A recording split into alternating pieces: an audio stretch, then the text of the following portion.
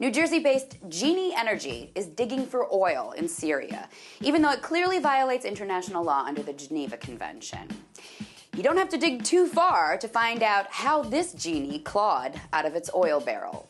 First, the reason it violates international law. Genie Oil has been granted permits to drill in Syria not by Syria, but by Israel. That's because they're going to dig in the region of Syria known as the Golan Heights, which is occupied by the Israelis now. That occupation itself violates international law, and the drilling specifically violates the annex to the Fourth Geneva Convention. So Israel's right to dig there is hotly contested, and yet that's exactly what's happening with Genie Oil. Now for the reasons they're getting away with it.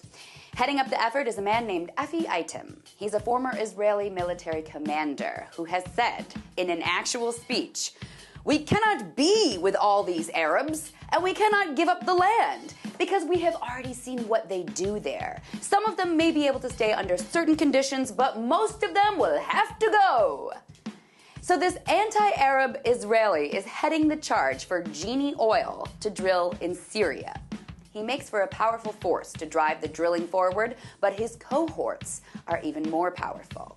Because Genie Oil investors include none other than Dick Cheney, Rupert Murdoch, Lord Jacob Rothschild, ex-CIA Director James Woolsey, ex-Secretary of the Treasury Larry Summers, ex-Governor of New Mexico Bill Richardson, and other ex-members of American government. They are all invested in Genie Oil, and they all stand to profit big time for drilling in the already ravaged Syria. So it should come as no surprise that the project is moving along nicely. Genie just finished the flow testing phase and is now analyzing samples from their drilling site. So instead of putting money and food and help into Syria, these Western billionaires and their government cohorts are taking oil and money out of Syria. Apparently, there will be no putting this greedy genie back into its barrel. Tonight, let's talk about that.